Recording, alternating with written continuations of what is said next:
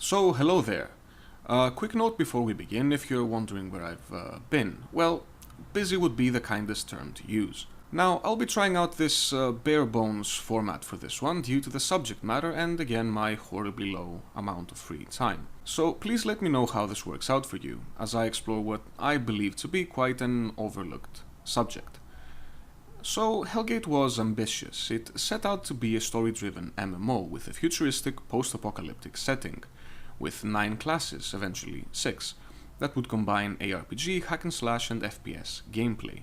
A ton of different weapons, mods and affixes, and different damage types with different corresponding effects, including distinctions that didn't make it in, such as slashing, piercing and crushing damage, as well as ice damage. Mechanics ranging from shocking an enemy out of using their skills or making them bleed, to controlling their mind or having them run away in fear. Faction standings and related merchants and quests, hired allies and daily quests, raid areas and so much more. All of this would take form in 2 different modes, one being a single-player game and one being a multiplayer MMO-style experience. Both would be maintained and patched at the same time, with expansions being added to both, while each would be balanced according to its nature. All this in 2007.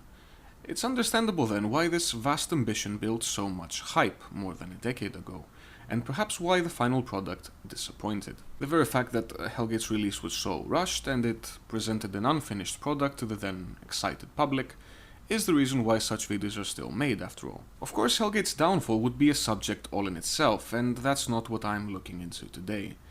What I'm interested in lies between single player and multiplayer. What was Hellgate trying to be exactly? To try to answer that, I'll need to start from the basics and make my way into Flagship's last MP patch before the IP changed hands. This was build 4 of the 2.0 Test Center patch, abbreviated as TCV4, and it's the last remnant of Flagship's work that one is left to explore. Of course, it also best exemplified the ticking clock over Flagship's heads, a factor that arguably seeped through most of the game's development, and will thus need to be kept in mind. So, all classes seem to be fundamentally built in line with MMO archetypes.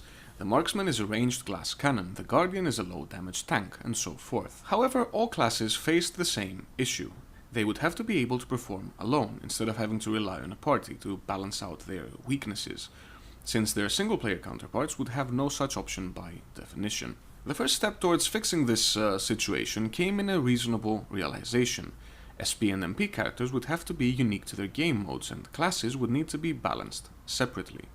The finest example of this would be CCM, Critical Chance Multiplier. This affix facilitated critical builds, and it came in very high amounts.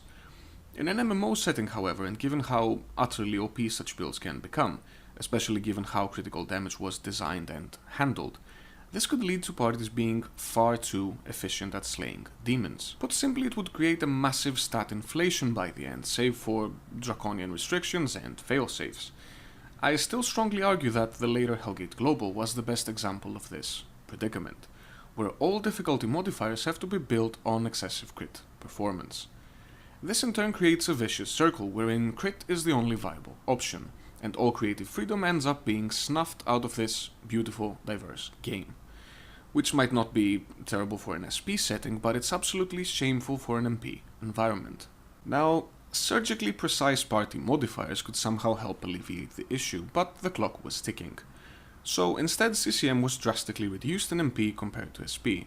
Other affixes that posed similar dangers were also given the same treatment. At this point, another factor comes into play. SP was arguably meant to be kind of a training ground for MP, and both would follow the same story. The story would conclude at level 30, and players would play through the game again, starting at level 30. This was Nightmare Mode, a nod to the Diablo series that Flagship had taken part in creating. However, this is also where the clock-ticking element becomes visible. Up until level 30, much attention has been paid to balance. That's the last level where new skills are unlocked, and up to that level there's multiple different uniques, and even lower grades such as legendaries and rares that all try to provide some unique option. After level 30, however, things become rather grim. Unique gear becomes less diverse, new skills stop being acquired, and scaling is left to function pretty much alone. This creates two infamous situations, among others, one being the level curve around Nightmare Liverpool Station, and one being the level of Nightmare Sidonai, the final boss. The player level being capped at 50 only makes matters worse, since enemy and even item level goes much higher. Flagship does seem to have intended to raise it to 55, which would alleviate the most glaring scaling issues, but sadly they hadn't done so till they closed down. This becomes even more convoluted when one considers the two expansions, Stonehenge and the later, incomplete Abyss. Unlockable at level 15 and 30 respectively, those two expansions boast unique mechanics and a steep difficulty curve. Stonehenge comes with a major boss, Moloch, and 4 minor bosses, whose heads a player must collect to access Moloch. Those 4 minor bosses are accessed by paying essences dropped from champion enemies.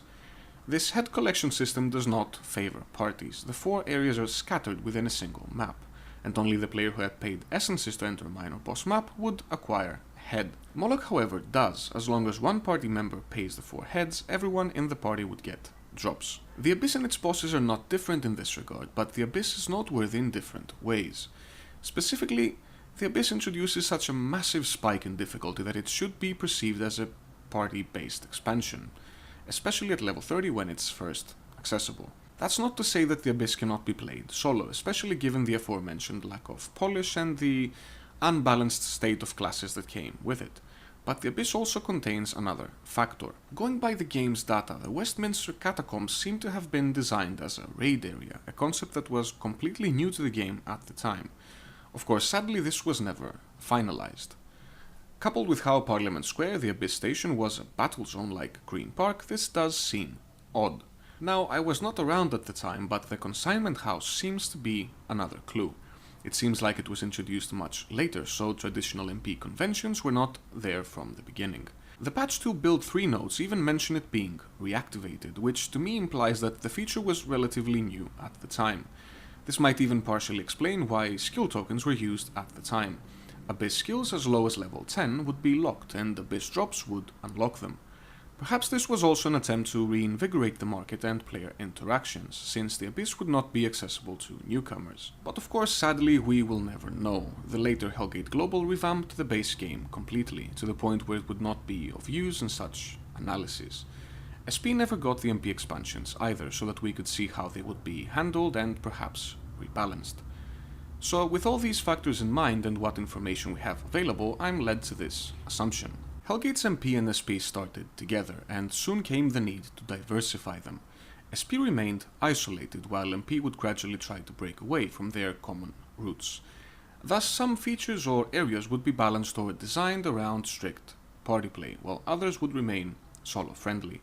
So the base game would still be playable solo, not unlike Diablo, while designated content would become grounds for multiplayer. The direction of the game would indicate to me that, until just before it closed down, the MMO version of Hellgate was still trying to strike such a balance and still provide actual MP content, and the unreleased raid system was the final expression of this desire. So that should be my retrospective on the matter. This is a subject that still interests me greatly, so any thoughts on it would be most appreciated. Just this once, thank you for listening.